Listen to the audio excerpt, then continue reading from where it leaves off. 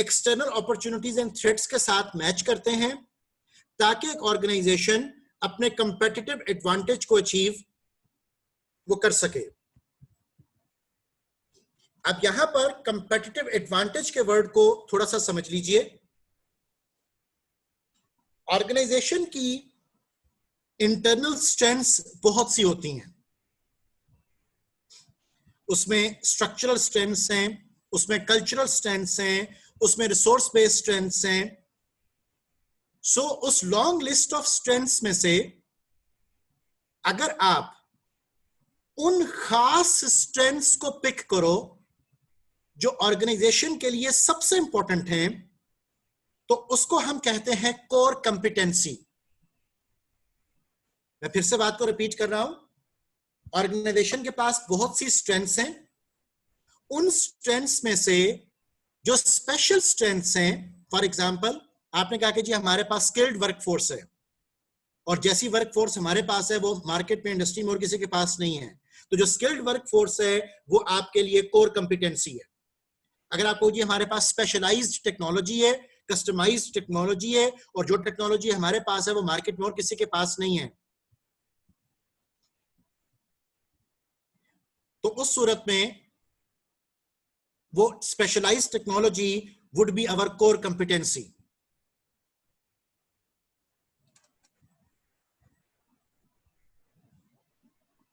अभी मुझसे सवाल पूछा जा रहा है कि किसी कंपनी की मैं स्ट्रेटेजिक प्लानिंग के बारे में आपको एग्जांपल दूं जो कि प्रैक्टिकली ऑर्गेनाइजेशंस मार्केट में ऑपरेट कर रही हों। There are many organizations, rather all the organizations are actually running in the same pattern.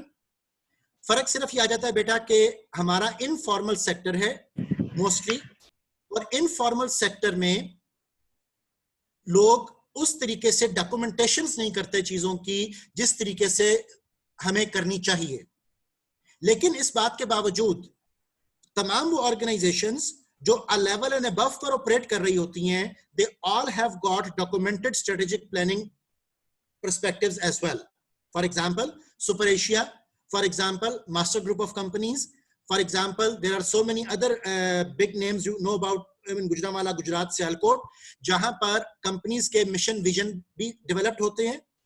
वो कंपनीज अपने सालाना, माहाना टारगेट्स एंड ऑब्जेक्टिव्स भी सेट करते हैं। उन कंपनी की जनरल मीटिंग्स के अंदर टॉप मैनेजमेंट के साथ बैठकर डायरेक्टर्स और सीईओज आपस में बैठकर डिफरेंट स्ट्रेटजीज भी बनाते हैं। उन कंपनीज के अंदर पॉलिसीज भी मौजूद होती हैं। उन कंपनीज का कंप्लीट एनालिसिस भी किया जाता है कि उन कंपनीज को वक्त के साथ साथ किन किन मुश्किलात का सामना है एक्सटर्नल एनवायरनमेंट के हवाला से, गवर्नमेंट, इकोनॉमिकली, सोशली कौन कौन सी अपॉर्चुनिटीज उनके लिए अवेलेबल हो रही हैं, और उन कंपनीज के पास इंटरनल स्ट्रेंथ्स एंड वीकनेसेस क्या हैं। तो ये सारे का सारा पर्सपेक्टिव 100% अप्लाइड भी है और 100% मार्केट इंडस्ट्री के अंदर हो भी रहा होता है।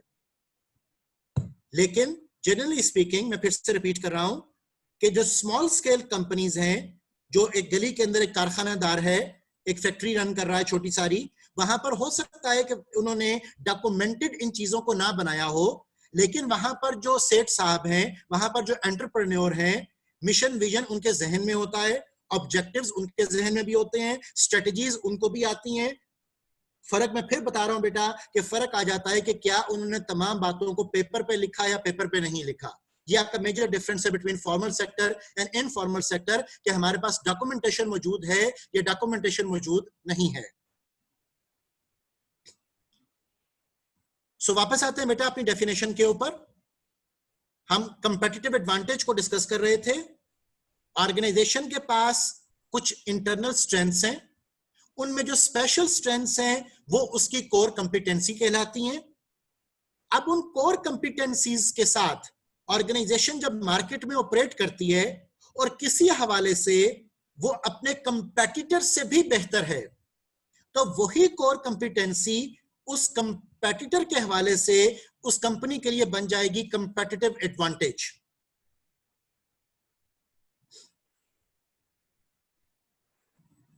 ठीक है, स्लाइड को बेटा अभी तक हमने चेंज नहीं किया, अभी हम सिर्फ पहली डेफिनेशन पर बात कर रहे हैं। जब आप स्लाइड तब्दील होगी तो इंशाल्लाह you will see the next slide. So strategic plan में हमारे पास इंटरनल स्ट्रेंथ्स एंड वीकनेसेस हैं, एक्सटर्नल अपॉर्चुनिटीज थ्रेट्स हैं, और हमारे पास कंपेटिटिव एडवांटेज की डेफिनेशन। ये तीन इंपॉर्टेंट चीजें हैं जो आपको मैं इस पहली डेफिनेशन में समझाना चाहता था। अब जब आपके पास एक बेसिक स्ट्रेटेजिक प्लान बन जाए, अब चाहे वो मास्टर ग्रुप ऑफ कंपनीज में मास्टर सैनिटरी है, मास्टर टाइल्स हैं, इनके स्ट्रेटेजिक प्लान्स हैं, या वो सुपर एशिया का स्ट्रेटेजिक प्लान है, या वो बॉस प्लास्टिक का स्ट्रेटेजिक प्लान है, या वो किसी सोनिक्स वालों का स्ट्रेटेजिक प्लान है, या वो सर्जिकल इंस्ट्रूमेंट बनाने वाली किसी कंपनी का स्ट्रेटेजिक प्लान है, या वो गुजरात में किसी फैन इंडस्ट्री का स्ट्रेटेजिक प्लान है, तमाम ऑर्गेनाइजेशंस को चैलेंजेस का सामना वो करना पड़ता है।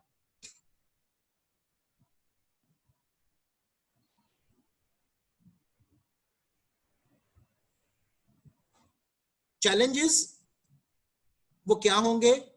सबसे पहला चैलेंज देखिए,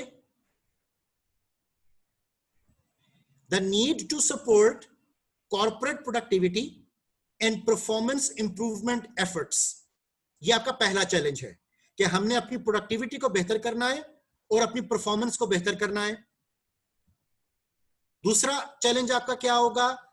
that employees play an expanded role in employers performance improvement efforts, कि एम्प्लॉय अपना कंट्रीब्यूशन दें ओवरऑल, कि एम्प्लॉयर की जो ओवरऑल परफॉर्मेंस है वो बेहतर हो। अब मैनेजमेंट की दुनिया में बेटा याद रखिएगा, जब कभी भी आप लफ्ज सुनो परफॉर्मेंस का, तो परफॉर्मेंस से मुराद होती है तीन चीजें। परफॉर्मेंस का सबसे पहला मतलब होगा प्रोडक्टिविटी, परफॉर्मेंस का दूसरा मतलब होगा प्रॉफिटेबिलिटी, और परफॉर्मेंस का तीसरा मतलब होगा satisfaction of the stakeholders. मैं फिर से रिपीट कर रहा हूं, जब कभी भी आप मैनेजमेंट में लफ्ज पढ़ो परफॉर्मेंस का, कि कंपनी को अपनी परफॉर्मेंस बेहतर करनी है, तो परफॉर्मेंस से मुराद तीन चीजें होंगी, productivity, profitability and satisfaction of the stakeholders. अब यही जो तीन बातें आपको मैं परफॉर्मेंस की बता रहा हूं, आपके ऑब्जेक्टिव्स भी इन्हीं तीन डोमेन्स में डेवलप वो किए जाते हैं। For example, strategic objectives are linked with satisfaction of stakeholders, operational objectives are linked with productivity, and financial objectives are linked with profitability.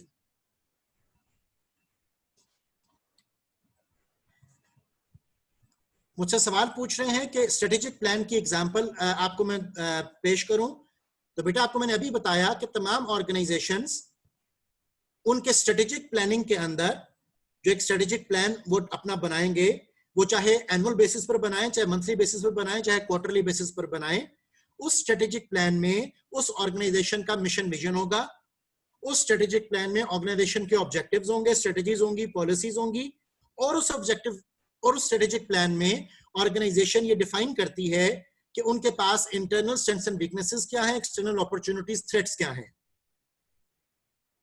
अब उसका डॉक्यूमेंट वो इंशाल्लाह I can share with you on the Google classroom. लेकिन यहां पर एक और बात याद रखिएगा कि बहुत सी ऑर्गेनाइजेशंस के पास इन तमाम चीजों के लिए कोई वेल डिफाइंड डॉक्यूमेंट्स नहीं भी होते, because they are operating in informal setups. और हमारे यहां पर चूंकि लोग ज्यादा पढ़े लिखे भी नहीं होते, so they don't know how to document the things.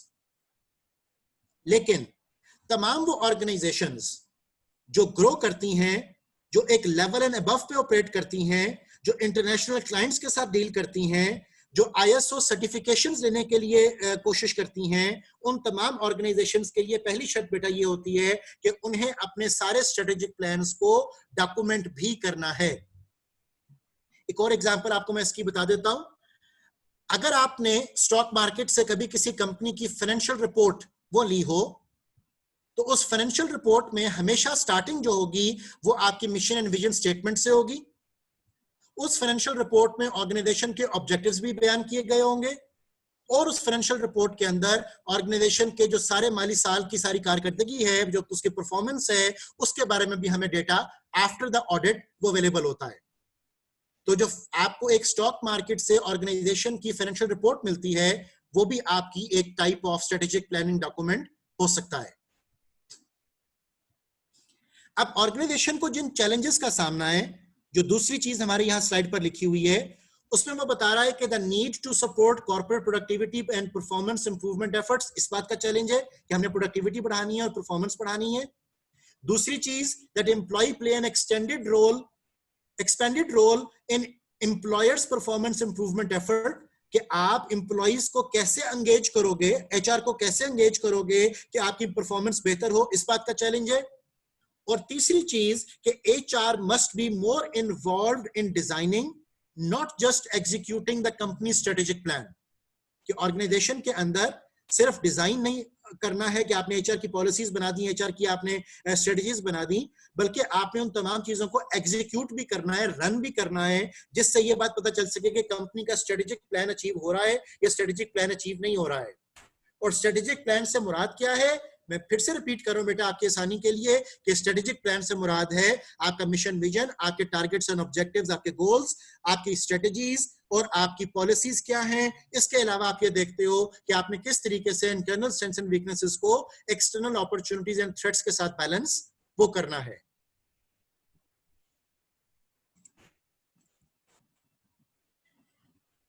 The next definition we have is strategic management. ये हमारे पास आपके एडवांस कोर्सेज में एक स्पेशलाइज्ड कोर्स के तौर पर भी लॉन्च होगा सब्जेक्ट, और यहां पर अभी हम उसको सिर्फ एक डेफिनेशन की हद तक देख रहे हैं। वो कहता है कि strategic management is the process, एक तरीकेकार होता है of identifying and executing the organizations mission, कि हम एक ऑर्गेनाइजेशन के मिशन स्टेटमेंट को किस तरीके से आइडेंटिफाई करते हैं, किस तरीके से बनाते हैं, और उसको किस तरीके से हम उस डायरेक्शन की तरफ लेकर चलने में अपने रिसोर्सेज को, अपने स्ट्रक्चर को, अपने ह्यूमन रिसोर्स को यूज करते हैं। So the process of identifying and executing the organizations mission by matching, किस चीज को मैच करना है, इट्स कैपेबिलिटीज। और कैपेबिलिटीज क्या होंगी, कैपेबिलिटीज होती हैं बेटा आपकी strengths with the demand of its environment. और डिमांड कहां से आ रही है, डिमांड बेटा आ रही है एनवायरनमेंट से, जो कि क्या होगी, अपॉर्चुनिटी होगी। अभी जैसा अभी आपको मैंने बताया कि ऑर्गेनाइजेशन से बाहर अपॉर्चुनिटीज एंड थ्रेट्स हैं, तो सपोज अगर कस्टमर की नीड बढ़ रही है, तो कस्टमर की नीड का बढ़ना इज एन अपॉर्चुनिटी, कस्टमर की डिमांड का बढ़ना इज एन अपॉर्चुनिटी।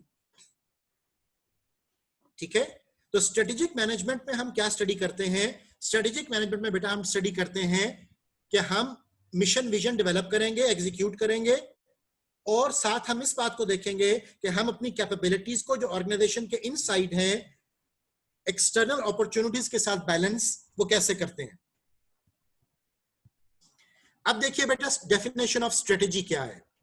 वो कहता है कि strategy is a course of action, जिसको हम उर्दू में एक हिकमत अमली या लाहे अमल भी कह सकते हैं।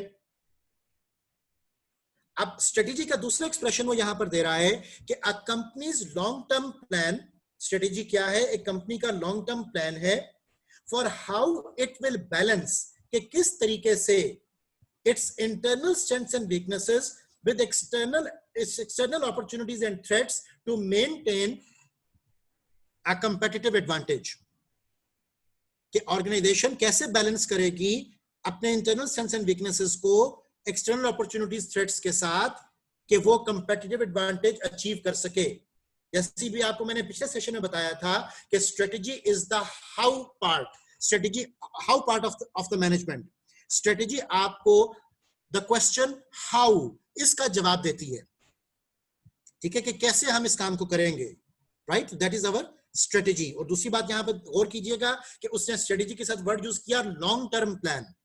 इसका मतलब क्या होगा कि ये आपकी by one get one free या ये आपके लिए 40% सेल्स, इस तरह की टैक्टिक्स नहीं है। स्ट्रेटेजी आपकी एक लंबे अरसे पर मुहित एक आपका एक डिसीजन होता है, जिसके जरिए आप अपने ऑब्जेक्टिव्स को अचीव करने की कोशिश वो करते हो towards the direction of mission and vision.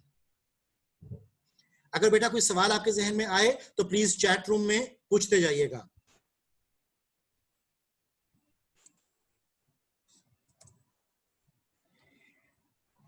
अब जैसे आपको मैंने शुरू में डिफाइन किया कि मिशन और विजन स्टेटमेंट्स क्या होती हैं, तो यहां पर इसकी डेफिनेशंस आप देख लो। विजन स्टेटमेंट को वो डिफाइन करता है कि vision is a general statement of its intended direction. Intended direction का मतलब होता है कि जिस तरफ आप जाना चाहते हो। विजन एक जनरल स्टेटमेंट होगी ऑर्गेनाइजेशन के इंटेंडेड डायरेक्शन के बारे में, that evokes emotional feelings in organisation members, कि जिससे लोगों में एक जज्बा पैदा हो, लोगों के अंदर एक एंथुजियाज्म पैदा हो कि जनाब ये हमारा विजन है और उस विजन की खातिर हमने मेहनत करनी है, इस डायरेक्शन की तरफ हमने डेवलप करना है। तो विजन स्टेटमेंट जो है वो लोगों में, स्टेक होल्डर्स में एक इमोशनल फीलिंग वो डेवलप करती है। So vision is a general statement of its intended direction that evokes emotional feelings in organization members. इसकी दूसरी डेफिनेशन आपको मैं बताता हूं कि vision statement is what you would like to become in the future, कि आप मुस्तकबिल में क्या बनना चाहते हो, ये भी आपका विजन स्टेटमेंट है।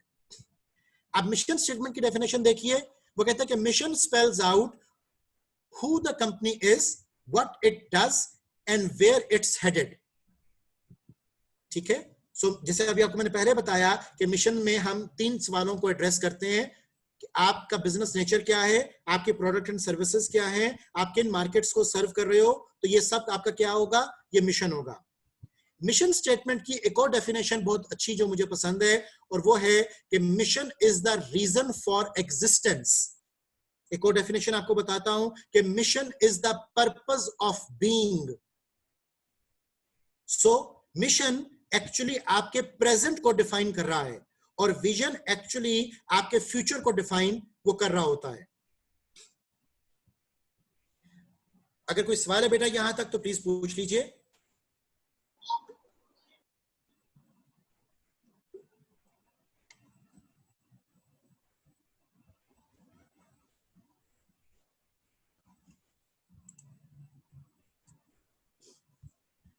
The next topic we have is talking about strategic management process. अब इस सारे अमल को करने के लिए, जैसे शुरू में आप मुझसे सवाल पूछ रहे थे कि स्ट्रेटेजिक प्लान एक एग्जांपल बताएं किस तरह से डेवलप होता है, उसके डॉक्यूमेंट किस तरह का होगा, तो यहां पर आपको बेटा वो स्टेप्स बता रहे हैं जिन स्टेप्स को फॉलो करके आपका एक पूरा strategic plan, strategic management process वो डेवलप किया जाता है। ये 6 स्टेप्स पर मुश्तमिल एक प्रोसेस है, जिसमें स्टेप 1 है define the business and it's mission. Step 2 perform external and internal audit. जैसे भी आपको मैंने डिटेल बताई कि इंटरनल ऑडिट में हम स्ट्रेंथ्स एंड वीकनेसेस को ढूंढते हैं और एक्सटर्नल ऑडिट में हम अपॉर्चुनिटीज और थ्रेट्स को ढूंढते हैं। Step 3 translate the mission into strategic goals, कि आपने अपने मिशन को देखते हुए अपने लिए ऑब्जेक्टिव्स, गोल्स, टारगेट्स वो सेट करने हैं।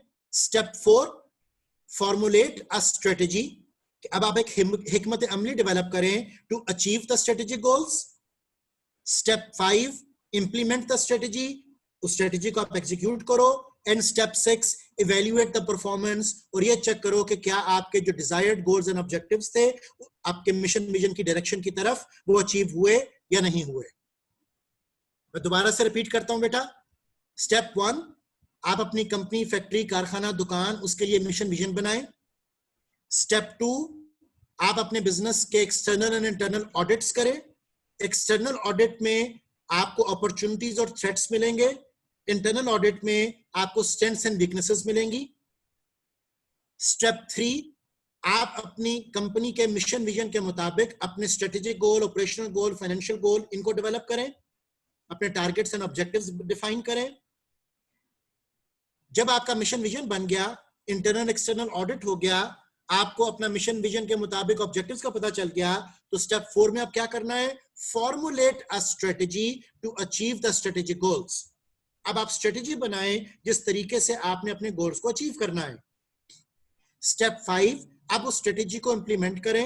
एंड स्टेप 6 आप इवेल्युएट करें कि क्या आपकी जो परफॉर्मेंस थी वो आपकी रिक्वायरमेंट्स के मुताबिक अचीव हुई या नहीं हुई। सो इन 6 स्टेप्स को हम जनरली कहते हैं स्ट्रेटेजिक मैनेजमेंट प्रोसेस। आपकी बेटा रिवीजन के लिए, आपके रिकैप के लिए, क्योंकि टॉपिक्स हमारे थोड़े से टेक्निकल ज्यादा हो रहे हैं, मैं दोबारा से आपको एक शुरू से स्लाइड्स का एक रिकैप करवा रहा हूं। स्ट्रेटेजिक प्लान हमने डिस्कस किया, फिर हमने उस स्ट्रेटेजिक प्लान में 3 चैलेंजेस का जिक्र किया, उसके बाद आपको मैंने स्ट्रेटेजिक मैनेजमेंट की डेफिनेशन बताई और स्ट्रेटेजी को कैसे डिफाइन करते हैं इसको हमने डिस्कस किया। मिशन विजन, उसकी हमने डेफिनेशंस देखी और फिर हमने 6 स्टेप्स देखे जिन स्टेप्स में से गुजरकर आपका जो कंप्लीट स्ट्रेटेजिक मैनेजमेंट प्रोसेस है वो पूरा होता है। अगर कोई सवाल बेटा आपके जहन में आ रहा है तो काइंडली पूछ लीजिए। इन्हीं 6 स्टेप्स को आपकी बुक में इस फ्लो शीट डायग्राम के जरिए उन्होंने डिस्कस किया हुआ है। इसको एक दफा देख लीजिए। यहीं पर आपका स्टेप 2 भी दोबारा बेटा डिफाइन हो जाएगा। इस डायग्राम में सबसे पहला बॉक्स वो हमें बता रहा है मिशन एंड विजन स्टेटमेंट के बारे में। जब आपने mission and vision statement develop कर ली तो फिर आप स्टेप 2 की तरफ चलते हो जिसमें आप अपने ऑब्जेक्टिव सेट करते हो।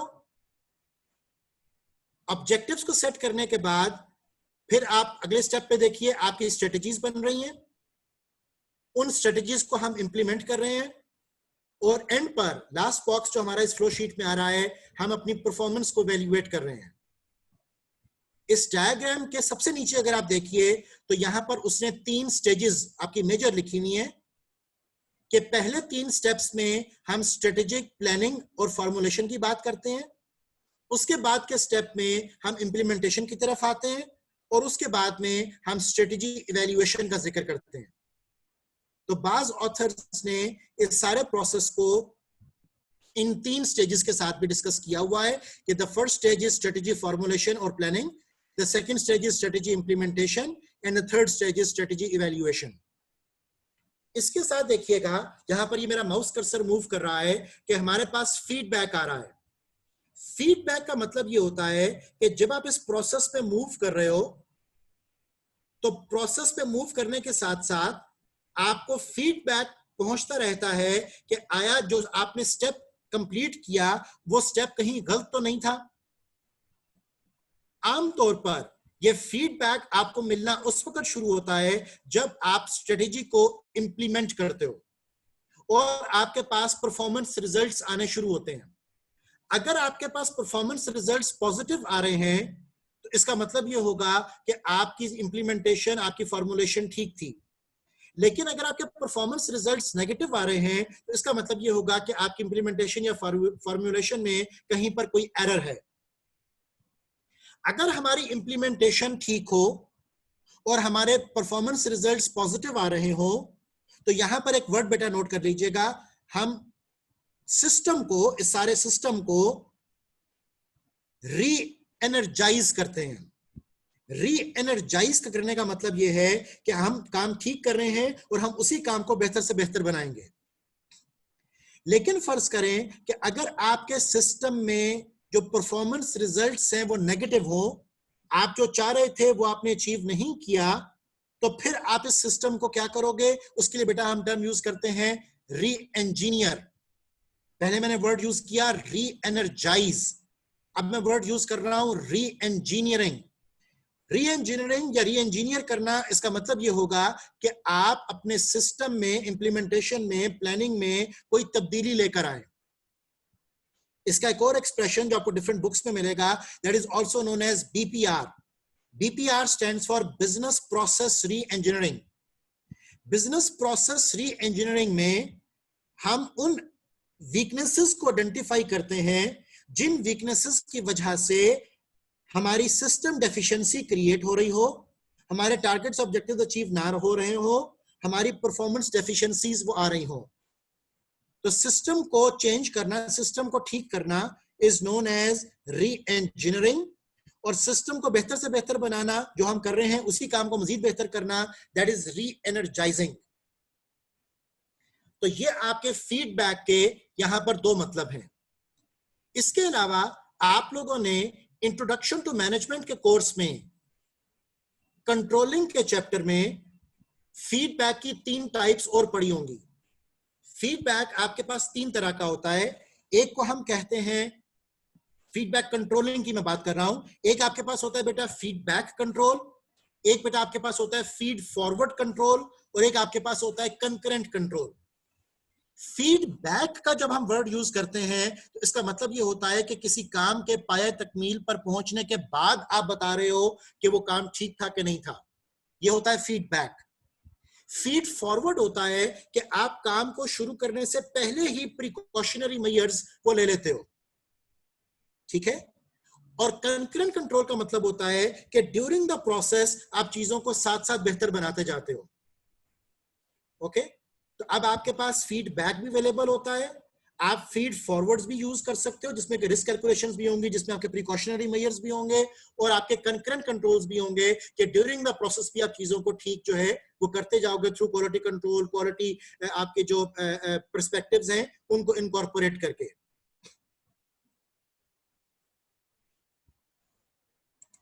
यहां तक बेटा अगर कोई सवाल है तो प्लीज पूछ लीजिए।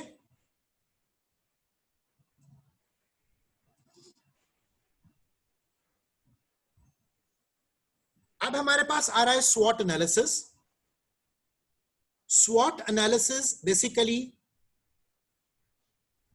जो 4 मेन फैक्टर्स हमने ऑर्गेनाइजेशन के हवाले से भी देखे थे कि स्ट्रेंथ्स एंड वीकनेसेस इंटरनल होती हैं, अपॉर्चुनिटी थ्रेट्स एक्सटर्नल होते हैं, इन्हीं 4 चीजों को ऑडिट करना, इन्हीं 4 चीजों के बारे में डेटा कलेक्ट करना इज बेसिकली नोन एज स्वॉट एनालिसिस। इसकी यहां पर आप जो डेफिनेशन दर्ज है वो देख लो कि द यूज ऑफ अ स्वॉट chart to compile and organise the process of identifying company, कि हम एक कंपनी के बारे में एक ओवरऑल इंफॉर्मेशन वो कलेक्ट कर रहे हैं in the context of strengths, weakness, opportunities and threats. अभी चूंकि हम कोर्स जो पढ़ रहे हैं ये इंट्रोडक्शन लेवल का कोर्स है, इंट्रोडक्शन टू एचआरएम हम पढ़ रहे हैं, तो इसमें एज सच आपसे स्वॉट एग्जीक्यूट करने के बारे में नहीं कहा जाएगा, लेकिन आपको कम से कम अंदाजा जरूर होना चाहिए कि स्वॉट एनालिसिस के अंदर किन किन एस्पेक्ट्स को स्टडी वो किया जाता है। अब कुछ स्ट्रेटजीज यहां पर वो आपको बता रहा है कि डिफरेंट कंपनीज, एग्जांपल्स मेरे पास यहां पर इंटरनेशनल हैं कि डिफरेंट कंपनीज ने किस तरीके से डिफरेंट स्ट्रेटेजिक प्रिंसिपल्स को यूज किया। फॉर एग्जांपल डेल कॉर्पोरेशन की जो स्ट्रेटेजी रही हमेशा से वो थी बी डायरेक्ट। उन्होंने डायरेक्ट सेलिंग के कॉन्सेप्ट को यूज किया, उन्होंने कस्टमर और कंपनी के दरमियान जो थर्ड पार्टीज हैं, जो इंटरमीडियरीज हैं, उन सबको खत्म करने की कोशिश की। तो that was their strategy to achieve different objectives. इसी तरह ईबे की स्ट्रेटेजी क्या है, उन्होंने कहा focus on trading communities. General electric ने अपनी स्ट्रेटेजी क्या बनाई, बी नंबर 1 और number 2 in every industry in which we compete और get out. South west airline ने अपनी स्ट्रेटेजी क्या बनाई, उन्होंने कहा कि meet customers short haul travel needs at fares competitive with cost of automobile travel. इसी तरह वॉलमार्ट, उन्होंने अपनी स्ट्रेटेजी क्या बनाई, लो प्राइस एवरी डे। वैनगार्ड ने क्या कहा, unmatchable value for the investor owner. ठीक है, सो डिफरेंट ऑर्गेनाइजेशंस के पास डिफरेंट स्ट्रेटेजिक प्रिंसिपल्स होते हैं, जिन प्रिंसिपल्स, जिन डायरेक्शंस को देखकर वो फिर अपने टारगेट्स एंड ऑब्जेक्टिव्स सालाना, माहाना, लॉन्ग टर्म, 5 साल पर, 10 साल पर मोहित वो सेट करेंगे, फिर ऑब्जेक्टिव्स को अचीव करने के लिए स्ट्रेटजीज बनाएंगे, उनके पास पॉलिसीज होंगी, जनरल गाइडलाइंस होंगी फॉर मेकिंग डिसीजंस, और वहां से फिर बात आपके एग्जीक्यूशन की तरफ वो जाएगी।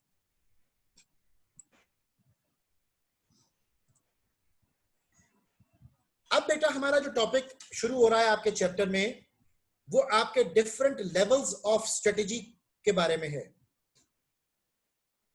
जनरली स्पीकिंग एक ऑर्गेनाइजेशन के अंदर जिस तरह आप top level, middle level, front line managers की बात करते हो, बिल्कुल इसी तरह ऑर्गेनाइजेशंस को हम स्ट्रेटेजी के हवाले से भी 3 लेवल्स में डिवाइड कर सकते हैं।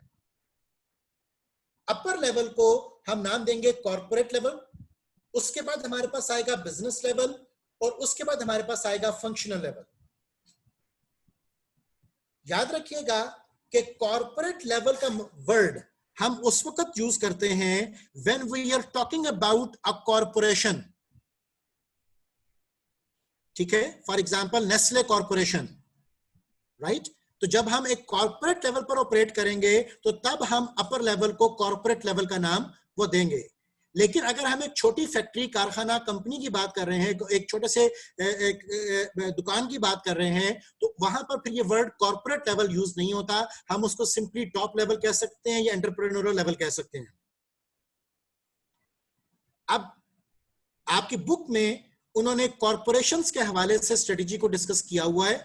सो कॉर्पोरेट लेवल स्ट्रेटेजी में जो कॉर्पोरेशन यूज करती हैं, जैसे आपको मैंने एग्जांपल बताई नेस्ले कॉर्पोरेशन, तो कॉर्पोरेट लेवल के ऊपर वो कहता है, डेफिनेशन को देखिए बेटा, आइडेंटिफाइज द पोर्टफोलियो।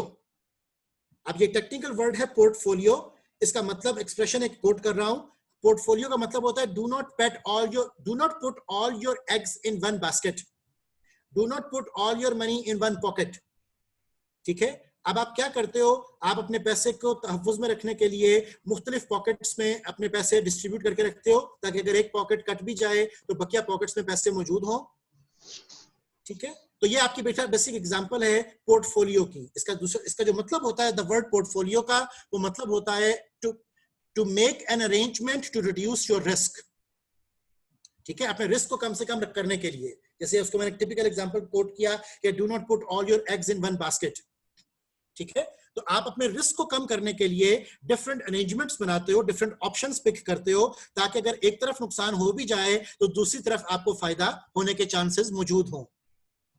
तो कॉर्पोरेट लेवल स्ट्रेटेजी के बारे में वो कहता है कि identify the portfolio of businesses, कि सबसे पहले तो आप ये आइडेंटिफाई करें कि आपके कौन कौन से बिजनेसेस हैं और उन बिजनेसेस की इस वक्त करंट सिचुएशन वो क्या है।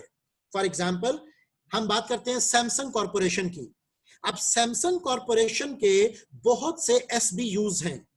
एसबीयू का मतलब होता है strategic business units. For example Samsung bank भी है, सैमसंग होम अप्लायंसेस भी है, सैमसंग हार्बर भी है, सैमसंग शिप बिल्डिंग भी है, सैमसंग आपके जो सेमीकंडक्टर बनाने वाली कंपनी भी है। So there are so many companies under the umbrella of Samsung corporations. ठीक है, सो अब जब सैमसंग कॉर्पोरेशन वाले अपने लिए स्ट्रेटेजी बना रहे होंगे तो वो कहते हैं कि आइडेंटिफाई पोर्टफोलियो ऑफ बिजनेसेस, आप अपने बिजनेसेस को आइडेंटिफाई करें, इन टोटल सारे बिजनेसेस को, कंप्राइज द कंपनी, जो कंपनी में आ रहे हैं, एंड द वेज, और उन तरीकों को आइडेंटिफाई करें in which these businesses relate to each other, कि वो सारे बिजनेसेस किस तरीके से आपस में कनेक्टेड हैं। अब हमारे पास डिफरेंट टाइप्स ऑफ स्ट्रेटजीज वो कोट कर रहा है आपका ऑथर। सबसे पहली टाइप ऑफ स्ट्रेटजीज हमारे पास आ रही है नोन एज डाइवर्सिफिकेशन स्ट्रेटजीज। याद रखिएगा कि डाइवर्सिफिकेशन स्ट्रेटजीज हमारे पास तीन तरह की होती हैं। सबसे पहली टाइप ऑफ डाइवर्सिफिकेशन स्ट्रेटजी होती है, उसे हम कहेंगे रिलेटेड, दूसरी टाइप होगी अनरिलेटेड, और तीसरी टाइप होगी हॉरिजेंटल। मैं रिपीट कर रहा हूं बेटा, related diversification, unrelated diversification and horizontal diversification. Related diversification को हम कंसेंट्रिक डाइवर्सिफिकेशन भी कहते हैं। फॉर एग्जाम्पल एक ऑर्गेनाइजेशन फ्रिज, डीप फ्रीजर्स बना रही थी, उसी ऑर्गेनाइजेशन ने स्प्लिट यूनिट्स भी बनाने शुरू कर दिए। अब स्प्लिट यूनिट में भी कंप्रेसर यूज हो रहा है, स्प्लिट यूनिट भी बेसिकली समर में यूज होने वाला एक इलेक्ट्रिक अप्लायंस है, स्प्लिट यूनिट भी एक होम अप्लायंस है। स्प्लिट यूनिट में बहुत से ऐसे कंपोनेंट्स यूज हो रहे हैं जो आपके फ्रिज या डीप फ्रीजर में भी यूज वो हो रहे होंगे, या मिलते जुलते यूनिट्स उसमें यूज हो रहे होंगे। तो अगर एक ऑर्गेनाइजेशन मिलते जुलते बिजनेस में अपने आप को एक्सपैंड करे तो उसे कहते हैं रिलेटेड डाइवर्सिफिकेशन। एक और एग्जांपल आपके सामने मैं पेश करता हूं कि अगर एक ऑर्गेनाइजेशन प्लास्टिक का फर्नीचर बना रही थी और उस ऑर्गेनाइजेशन ने प्लान किया कि हम प्लास्टिक के बर्तन भी बनाते हैं, तो प्लास्टिक का फर्नीचर, प्लास्टिक का बर्तन, इसमें रॉ मटेरियल एक जैसा है, प्रोडक्ट की नेचर एक जैसी है, which is basically the plastic, तो इसको हम कहेंगे रिलेटेड डाइवर्सिफिकेशन।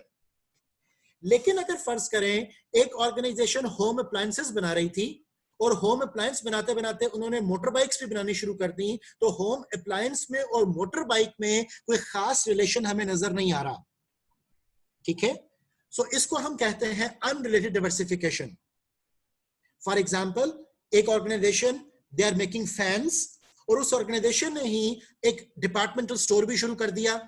अब डिपार्टमेंटल स्टोर का बिजनेस एक फैन के बिजनेस से बहुत ज्यादा मुख्तलिफ सी चीज है। सो ये कहलाएगा अनरिलेटेड डाइवर्सिफिकेशन। अनरिलेटेड डाइवर्सिफिकेशन को हम कॉन्ग्लोमरेट डाइवर्सिफिकेशन या कॉन्ग्लोमरेट का नाम ही इन जनरल वो देते हैं। तीसरी टाइप हमारे पास डाइवर्सिफिकेशन की होती है, जिसका मतलब होता है कि आप अपनी मौजूदा प्रोडक्ट से डिफरेंट प्रोडक्ट बनाओ, लेकिन उस प्रोडक्ट को ओपन मार्केट में देने की बजाय आप सिर्फ करंट कस्टमर्स को दो। तो इसको बेटा हम कहते हैं horizontal diversification. For example, saint John's bank, they are also having the operations of banking. St. John's Hospital, they are also having the operations of banking.